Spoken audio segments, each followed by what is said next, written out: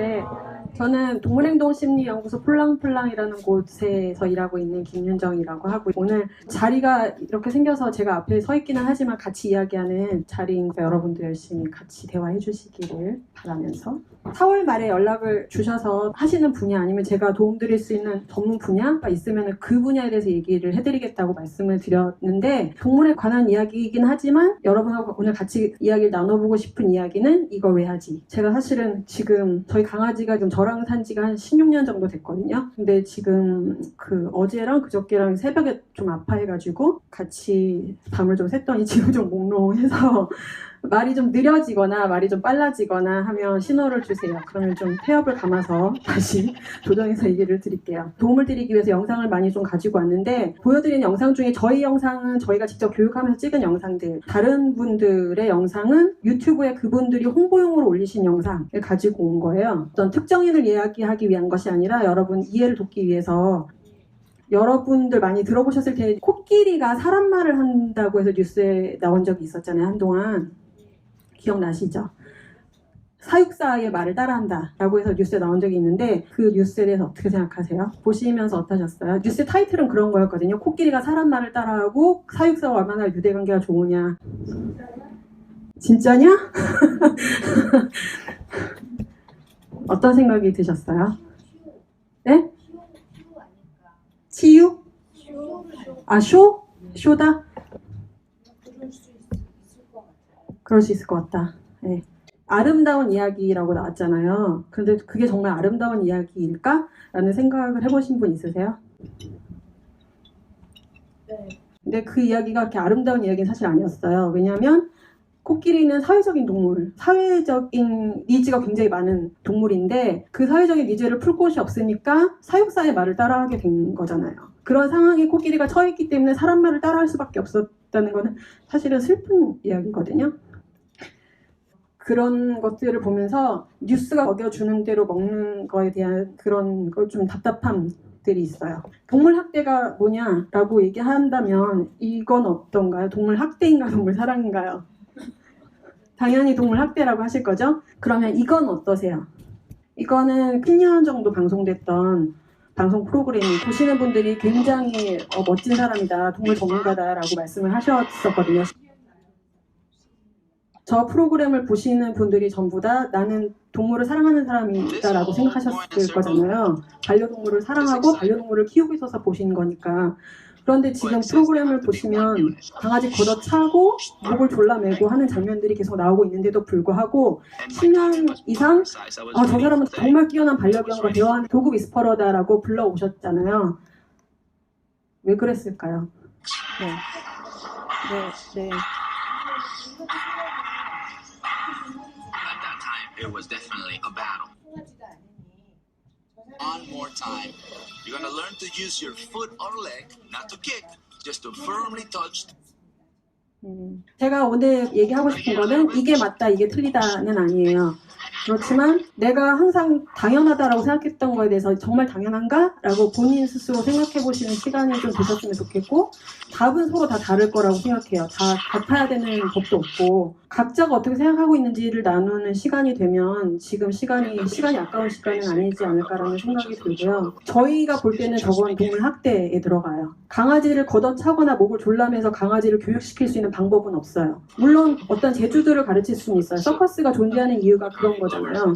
서커스에서 저런 식으로 동물들을 다뤄서 서커스라는 쇼를 하고 있으니까. 그렇지만 저 교육을 받고 났을 때 저 동물이 정말 나와 관계라는 걸 맺고 있는 건지, 나와 연결되어 있는 것인지에 대해서는 생각을 해보실 필요가 있을 것 같고, 저 교육을 하고 있을 때 바로 옆에 분명히 보호자들이 있는데, 보호자들이 볼 때는 저게 학대로 보이지 않는다라는 것이 슬픈 거죠, 사실은. 미국 수의학협회에서는 강아지 목덜미를 잡거나 강아지를 뒤집어서 누르거나 목을 졸라매거나 초크체인을 쓰거나 강아지 걷어차는 행위는 분명히 동물 학대이고, 그런 방법을 쓰는 훈련사나 전문가에게 반려동물을 소개시키지 말아라 라고 공문이 아예 내려가 있어요. 그리고 저는 동물이 하등한 존재라고 생각하지 않고 우리와 같이 공존하는 동물이기 때문에 우리가 걷어차서까지 가르쳐야 될 이유는 없다고 보고, 더 좋은 방법들이 분명히 많기 때문에 걷어찰 이유는 사실 없어요. 그러면 또 다른 이야기로 넘어가서 승마 해보신 분 계세요? 승마, 예. 이거는 어떻게 생각하세요? 이게 만약에 동물 학대냐 아니냐라고 단편적으로 말한다면 어느 쪽에 속할 것 같으세요?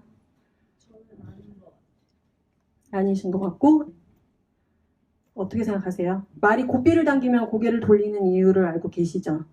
재갈이 몰려 있잖아요. 사람이 한번 당길 때마다 말 입안에서는 호두가 까이는 고통이 있어요. 고통을 안 느끼려고 고개를 돌리는 거거든요. 그리고 안장을 얹고 있기 때문에 척추를 많이 다쳐요, 말들이. 그냥 승마가 왜 나빠? 라고 얘기하면 승마가 나쁜 건 사실 아니지만 선진국에서는 한 10여 년 전부터 저거는 동물 학대다. 그리고 저렇게 하지 않고도 말과 같이 즐길 수 있는 방법이 있는데 사람이 타는 동물이 말이 아니고 사람하고 같이 즐길 수 있는 스포츠가 승마다. 라는 것으로 생각이 많이 바뀌었어요. 지금은 아이들이건 성인이건 간에 안장도 얹지 않고 말한테 고삐도 매지 않고 말과 함께 승마하는 것들이 굉장히 활성화되어 있어요. 근데 말이 초식동물이거든요. 근데 초식동물은 굉장히 잘 놀래요. 도망가야 되니까. 놀라면 파파파파 튀는 아이들이 사람하고 아무것도 없이 그냥 교감하고 같이 달릴 수 있다는 이야기는 그만큼 사람하고 나하고의 신뢰관계가 맺어져 있다는 뜻이에요. 예. 그렇지 않으면 저게 불가능하세요. 오늘 문화 쪽 일하시는 분들이 많으시다고 하셔서 동물과 관련된 문화에 대한 일을 하시는 분들 중에 배지를 만든다거나 물품을 만든다거나 동물과 관련된 공예품을 만든다거나 하시는 분들도 많으시잖아요. 그런데 그것이 나중에 자연 훼손이나 환경에 문제가 되는 경우도 있죠, 사실은. 그래서 그런 거에 대해서는 어떻게 생각하시는지도 같이 생각해보고 싶어요. 지금 저 사진은 네덜란드였던 걸로 기억하는데 동물과 관련된 예술 페스티벌을 하고 나서 기사의 사진이었어요. 네. 이게 과연 동물 보호냐? 라고 해서 올라왔던 기사였고요. 그리고 지금 여러분이 만약에 동물 보호나 동물 보호 단체나 아니면 유기견 보호소나 그런 곳들을 떠올려 보시면 그곳에서 지금 계속 표방하고 있는 표가 어떤 게 생각나세요?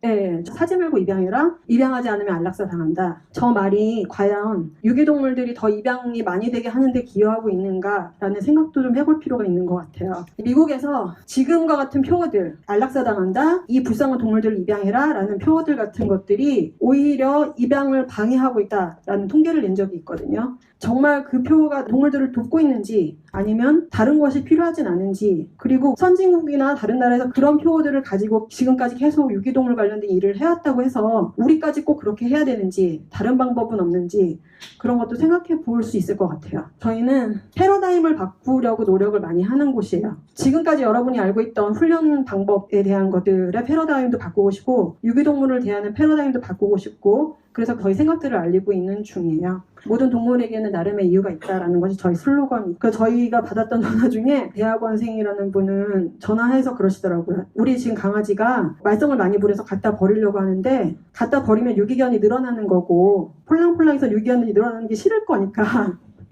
와서 교육시켜서 바꿔놔라. 뭐 이런 분도 계시더라고요. 뭐 하여튼 오해를 많이 받아요. 동물보호단체인 줄 아는 분도 계시고 훈련사인 줄 아는 분도 계시지만 당신은 반려견과 대화하고 있나요? 라는 책이에요. 우리의 바디랭귀지가 동물들에게 무슨 뜻을 전하고 있고 강아지의 바디랭귀지가 무슨 뜻이니까 어떻게 이해해달라라는 내용인데 책 제목만 보면 애니멀 커뮤니케이션이라고 오해하시는 분들이 저희는 그쪽은 아니지만 동물하고 커뮤니케이션하고 있는 건 맞아요. 바디랭귀지를 통해서. 훈련사도 아니에요. 동물을 교육하는 건 맞는데 훈련사는 아니에요. 그리고 동물보호단체도 아니에요. 그렇지만 그 유기동물이나 동물 보호와 관련된 일들을 하고 있기도 해요. 다시 정리를 하면 셜록 홈즈 같은 거예요, 저희는.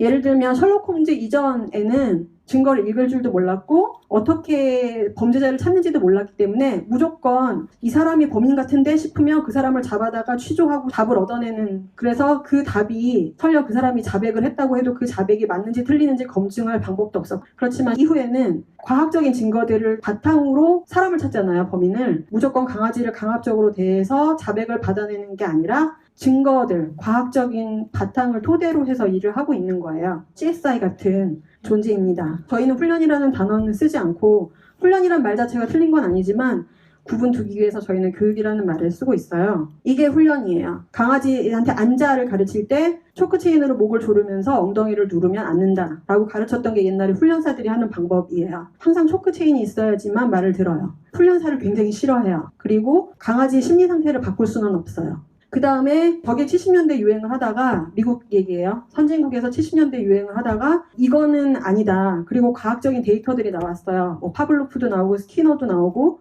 강압적인 방법으로 동물을 교육하지 않는 방법들이 있다라는 것들이 나오고 나니까 이제 초코체인을 쓰는 사람이나 강압적으로 대하는 사람들은 야만인 취급을 받기 시작한 거예요. 그러면 그 방법을 이제 쓸 수가 없잖아요. 그러니까 사람들이 간식을 쓰기 시작한 거죠. 긍정적인 교육을 한다라고들 말을 했지만 사실은 긍정적인 교육이라는 단어는 잘 맞지는 않아요. 어쨌든 간식을 쓰기 시작하면서 나는 동물을 사랑하는 훈련사야라고 하는 역시 똑같은 훈련사들이 나오기 시작했어요. 엉덩이를 누르면서 얼굴 앞에 간식을 보여주면서 안자를 가르쳤어요. 지금도 저렇게 하는 분들 많이 계시죠. 간식이 없으면 말을 안 듣는다라는 케이스 중에 많은 케이스들이 저런 케이스예요. 그냥 간식만 관심 있는 거예요. 지금 보면 교육하는 사람하고 눈도 마주치지 않아요. 단순히 엉덩이 누르니까 그냥 엉덩이는 내려가는 거고 간식을 보여주니까 간식 먹느라고 정신이 팔려 있는 거예요. 그래서 저렇게 가르치는 방법, 전통적인 훈련사들이 하는 방식이에요. 저희가 하는 방식은 스스로 생각해서 판단하게 가르치는 거예요. 앉아라는 말도 한 적 없고 몸에다 손을 댄 적도 없어요. 그냥 본인이 이 상황이면 내가 앉아야 된다라는 걸 판단하게 만드는 거거든요.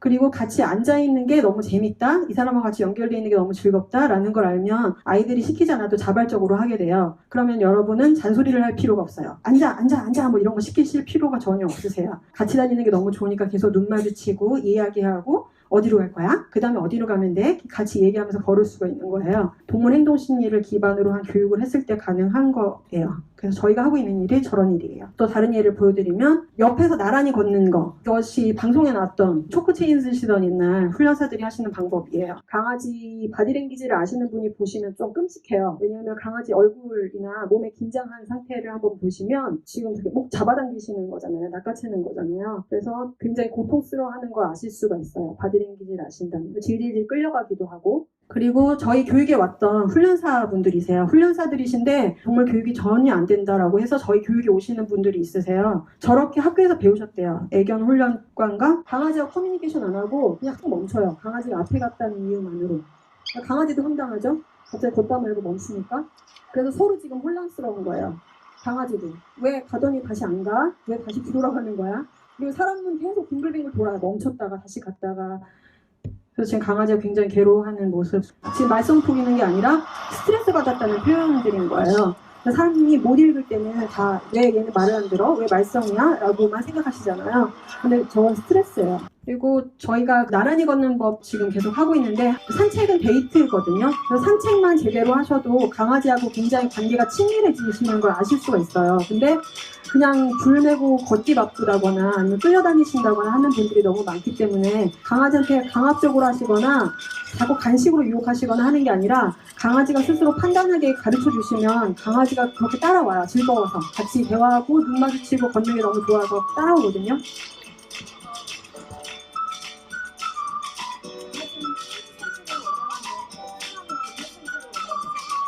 뛰는 건 뛰는 거고요. 같이 산책하는 건 데이트예요. 정말로 데이트. 남자친구하고 데이트하시듯이 데이트하는 거거든요. 그래서 같이 눈 마주치고 어디로 갈 거야? 이건 뭐야? 같이 대화하면서 걷는 거지. 강아지하고 산책하시는 분들 길에서 보시면 강아지 따로 나 따로 걷잖아요. 줄만 잡으시고. 원래 산책은 그렇게 하시면 안 되거든요. 네. 네? 아, 그걸 가르쳐 드리는 거죠. 그래서 그게 아닌데.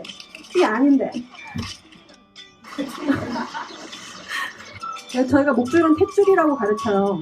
탯줄로 서로 연결되어 있는 거고요. 줄에 살짝만 느낌을 줘도 서로 커뮤니케이션이 돼요. 그래서 그걸 배우시는 거예요, 3시간 동안. 그래서 그렇게 하시고 나면 정말 그림처럼 걸으실 수 있는 거고, 더 중요한 건 강아지하고 나하고 이렇게 가까운 사이가 될 수 있는지 몰랐다는 분들 많으세요. 네, 산책법이 이렇게 중요하구나 라고 나중에 얘기하시는 분들 많으시거든요. 교육을 강아지한테 하는 게 아니라 사람한테 하는 거예요? 네, 반반이에요, 사실은. 네, 사람 쪽이 더 많아요. 사람 가르치기 힘들어요.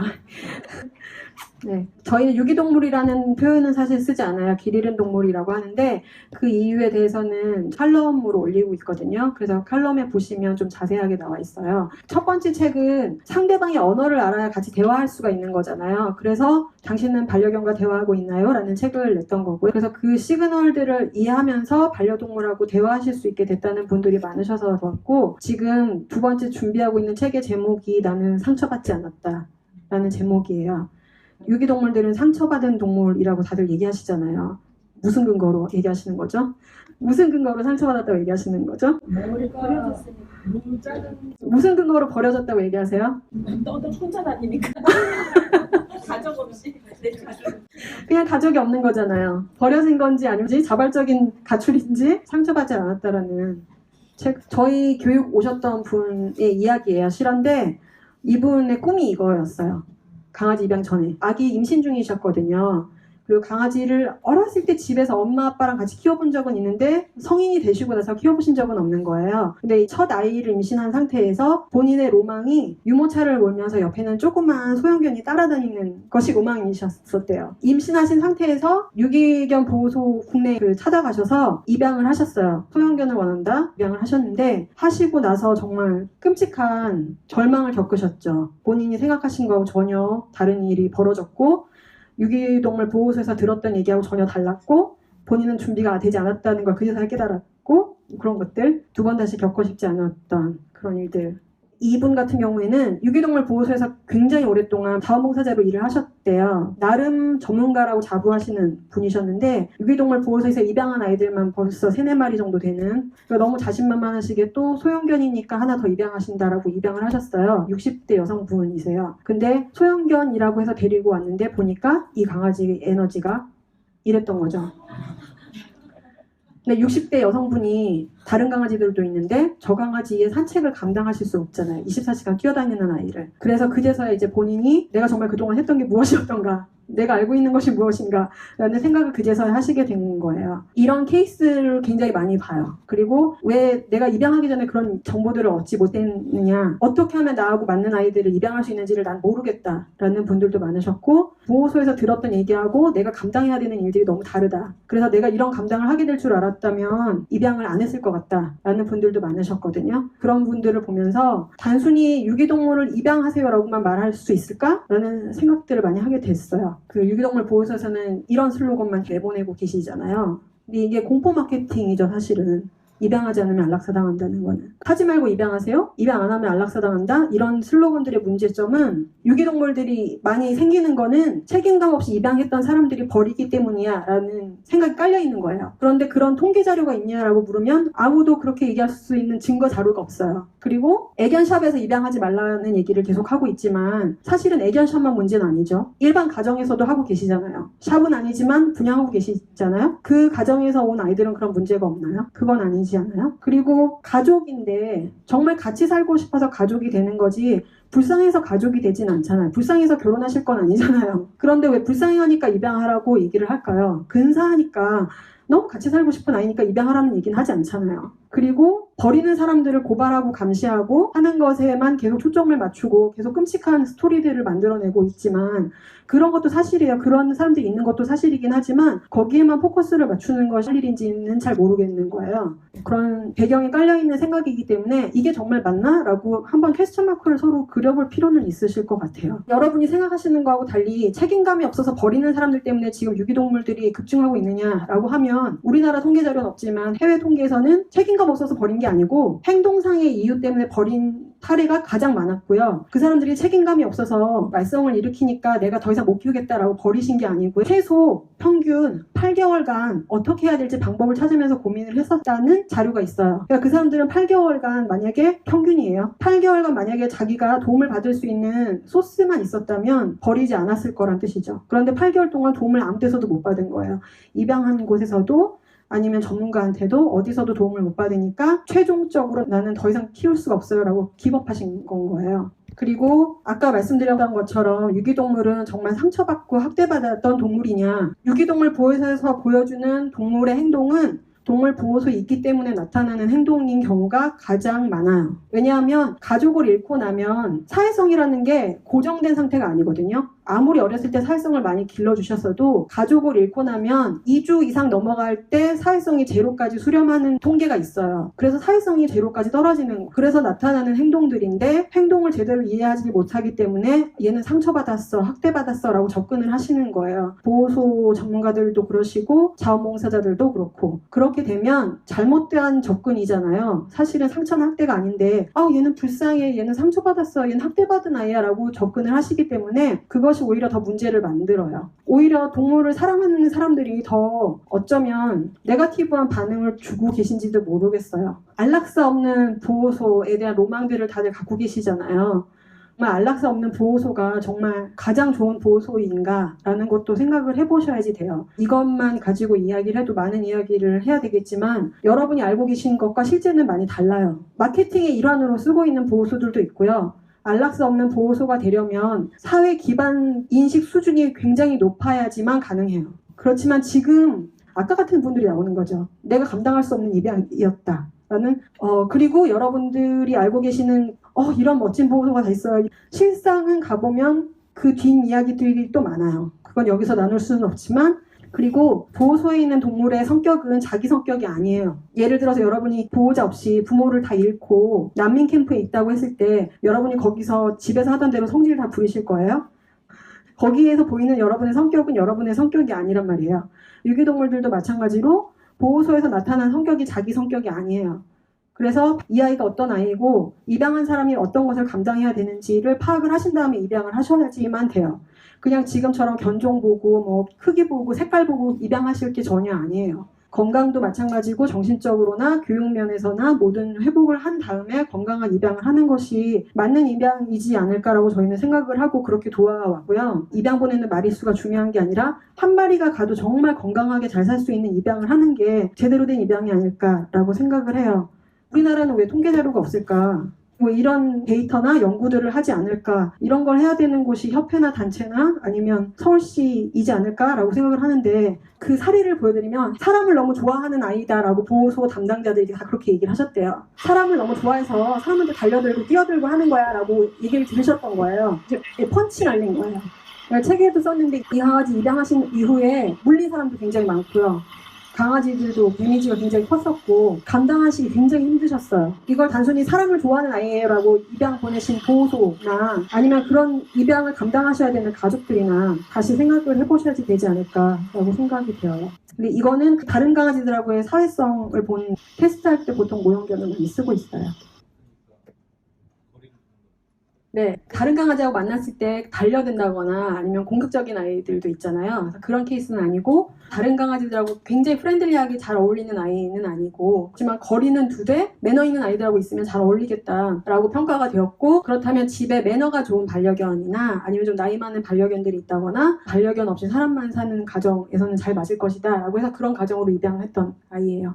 걔는 제가 그때 듣기로는 후각이 좋다고 하는데 제가 모형견이라는 것도 모르나요? 개체가 있잖아요. 아 얘는 인형이다라는 건 아는데 처음에 봤을 때는 그 유형문으로만 보는 거예요. 네, 근데 그 초기지만 걔는 후각이 좋기 때문에 꼭 알아차리지 않나요? 테스트할 때는 다 모형견 써요. 왜냐하면 어떤 반응을 보일지 모르는데 일반 개를 갖다가 했다가 위험할 수도 있잖아요. 예. 그러면 저 강아지가 저렇게 실험을 여러 번 했을 거 아니에요. 근데 저는 모형견을 만났을 때랑 실제 개를 만났을 때랑 성격이 달랐던 애들이 하나도 없었나요? 있죠. 그래서 실제 개도 같이 테스트에 들어가요. 모형견으로만 하는 게 아니고요. 근데 처음부터 일반 개를 데려다가 하진 않아요. 위험하기 때문에. 모형견 테스트하고 그 다음에 안전하다고 하면 다음에 실제 개들이 들어가고 모델견들이 있거든요. 어떤 강아지들하고도 다 안전하게 어울릴 수 있는 그런 아이들하고 같이 테스트를 하지만 처음에는 일단 모형견으로 해요. 말씀드렸던 안장도 없고 재갈도 물리지 않고 승마를 하는 영상을 보여드릴 건데 10년이 넘다 보니까 지금 미국에서는 컴피티션이 많이 열리고 있어요. 그 컴피티션 영상 중에 수상했던 꼬마 아가씨 이때가 15살인가 18살이었던 걸로 알고 있는데 청각의 장애가 있으신 분이라서 순전히 정말 몸만 이용해서 말과 대화하시는 굉장히 대중화됐어요. 그리고 어린아이들도 저렇게 말하고 같이 즐기고 있고 초식동물하고 어린이들이 저렇게 할 수 있다는 이야기는 굉장한 신뢰관계인 거예요. 네? 꽤 오래됐죠. 네. 뭐 하루아침에 어제 만났는데 이렇게 파트너가 되진 않잖아요. 댄스 파트너 같은 거예요. 동물하고 나하고는. 반려동물하고 나는 내가 돌봐줘야 되는 어떤 부족한 동물이 아니고 파트너예요, 파트너. 가끔씩은 걔가 날 무시해. 강아지들 중에 사람이 해서 왜 그러셨어요?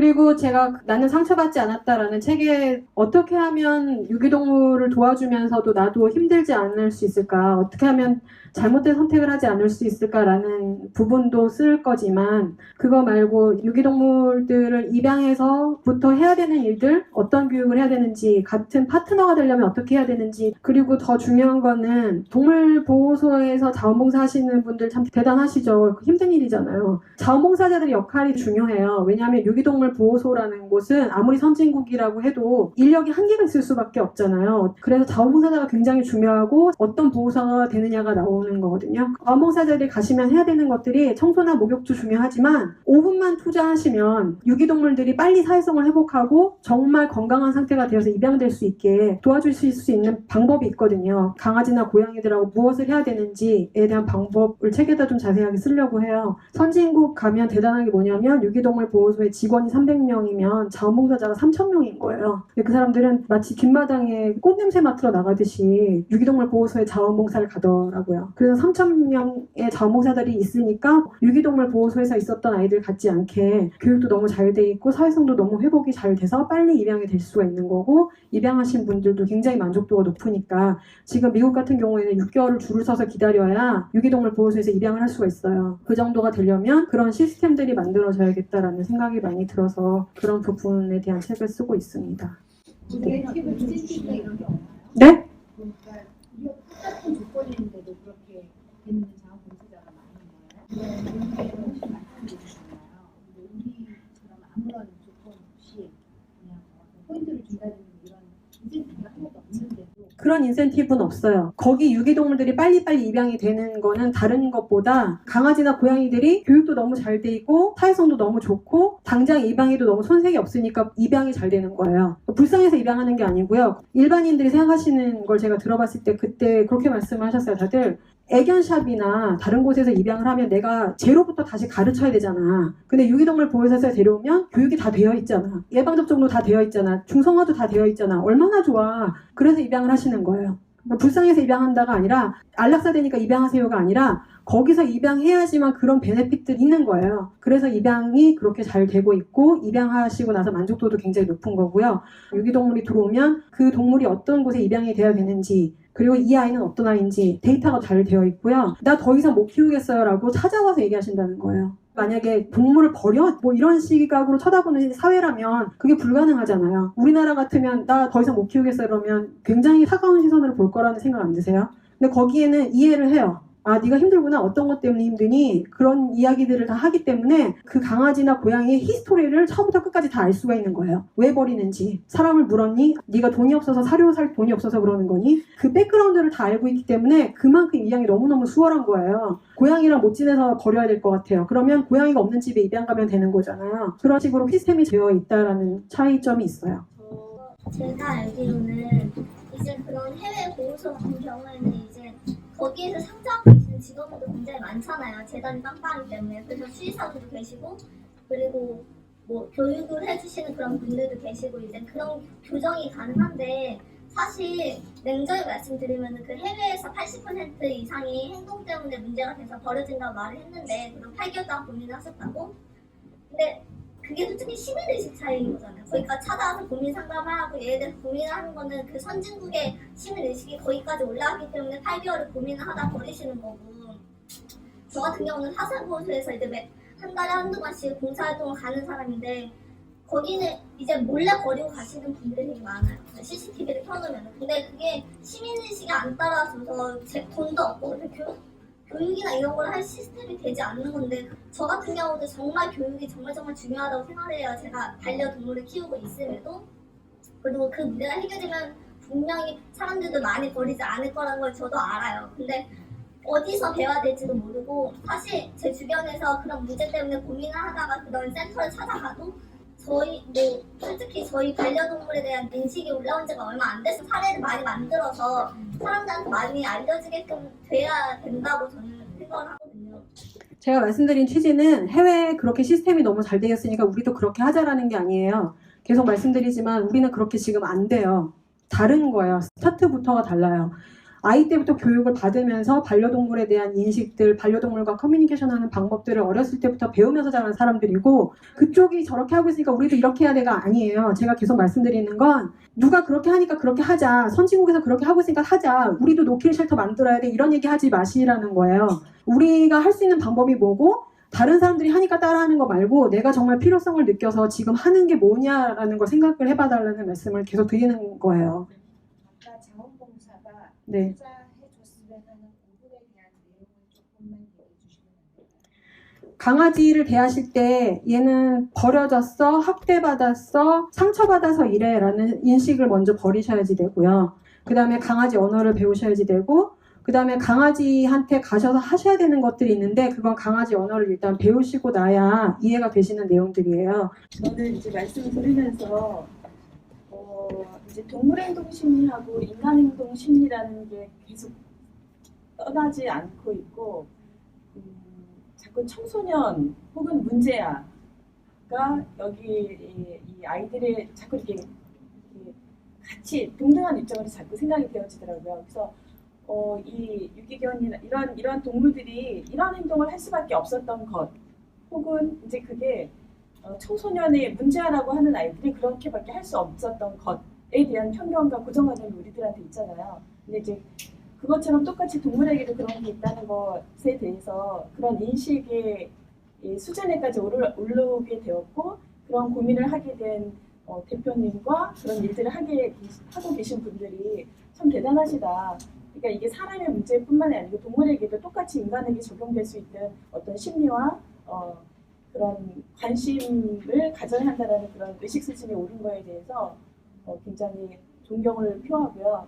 아마 말씀하시는 것보다 충분히 더 깊이 고민하고 아마 준비를 많이 하셨을 것 같은데 저희는 아직 보기까지는 아직 덜 된 것 같아요. 그러니까 의식 수준이 그러니까 뭐냐면 문제아에게는 문제아가 없는 거잖아요, 실은. 그리고 또 사람이 문제아를 봤을 때 걔는 그런 가정에서 태어나서 그런 부모를 만나서 이렇게 문제를 일으켰을 거야 하고서 계속 고정관념으로 그 아이를 바라보게 되는데 그거는 상처를 치유하는 방법이라기보다도 더 오해를 하는 그런 방법이 될 수 있는 거잖아요. 근데 그게 강아지나 뭐 다른 동물에게 똑같이 적용될 수 있다든지 그런 생각이 들었고 어쨌든 잘 들었습니다. 인간행동 심리와 동물행동 심리가 다르지 않다. 그런 생각이 들었어요. 강아지, 고양이 교육하는 방법들이 아동 행동심리, 교육학, 심리학에 나오는 내용들이 다 포함이 되는 거예요. 그래서 동물행동심리 쪽이 컨버전스된 분야예요. 정말 많은 분야의 지식들을 알고 계시면 계실수록 해답을 많이 찾으실 수 있는 재밌어요. 그래서 바라건대 네. 이제 근데 우리를 잘 모르잖아요, 정말로. 그런 거에 대한 고민을 하고 계시고 먼저 첫 발을 먼저 떼 계시고 여러 가지로 확대하시려고 애쓰시는 거니까 아까 우리 저쪽에서 질문하셨던 분처럼 그런데 키우고 있는 입장에서는 그게 뭐 경제적이거나 기타 등등의 자료가 부족하거나 정보가 좀 없거나 뭐 그런 거에 대해서 경계 이제 이렇게 한계에 부딪혔을 때 조금 더 쉽고 편하고 조금 더 여유롭게 그런 자료를 얻거나 그렇게 할 수 있도록 그렇게 더 많이 애써주시면 좋을 것 같습니다. 네. 네. 그럼 선생님께서는 네. 어떻게 왜 사람도 성격이 각각 있는 것처럼 동물들도 다 성격이 있고 지능도 다 다르다는 생각이 들어요. 근데 선생님께서 생각하시는 동물하고의 어떤 교감하는 법 따로 있으신가요? 그 교육이 아니라 그냥 저 같은 경우는 제가 기어다닐 때부터 강아지한테 가서 같이 살았대요. 그러다 보니 걔하고의 어떤 그런 교감은 저 같은 경우는 말을 많이 하거든요. 눈을 보면서. 근데 그런 것처럼 그런 교육이 아니라 선생님이 생각하시는 따로 이렇게 팁은 아니지만 선생님이 생각하는 선생님이 데리고 같이 있는 그 아이하고의 교감을 어떻게 하시나요? 사람 만나보셨잖아요. 남편 있으세요? 남자친구 있으세요? 어떻게 친해지셨어요? 똑같은 방법이에요. 강아지라고 뭐 다르지 않죠. 첫눈에 반하셨다고 해서 들이대고 결혼하자고 하시진 않으셨잖아요. 처음에는 같이 밥 먹고 같이 이야기도 나누고 같이 공통점도 찾고 그러면서 친해지는 거 아닌가요? 다르게 강아지, 고양이도 마찬가지예요. 쥐도 마찬가지고 그리고 지금 결혼해서 사시면서 가장 주의해야 되는 게 뭘까요? 상대방이 싫어하는 거 안 하는 거 아니에요? 그게 가장 중요한 결혼 생활을 지탱해주는 기반이라고 보는데 상대방이 좋아하는 걸 하는 것도 중요하지만 상대방이 정말 싫어하는 거는 안 하는 것도 매너잖아요. 같이 사는. 팁은 아니라고 그랬지만 그런 어떤 특별한 경험이나 이런 거에서 오신 그런 케이스가 있으신지. 사람 친해지는 거하고 강아지하고 친해지는 거하고 다 똑같아요. 똑같아요. 예를 들면 SNS에서 엄청나게 돌아다녔던 영상 있잖아요. 그 견사에 들어가서 같이 밥 먹는 영상 있었잖아요. 그거 뭐라고 생각하세요? 가까워지는 사이. 친해지는 단계가 있는 거예요. 친해지는 단계. 남편하고도 그러셨잖아요. 처음에 만났을 때. 처음에는 밥 한번 같이 드실래요? 부터 시작하는 거지.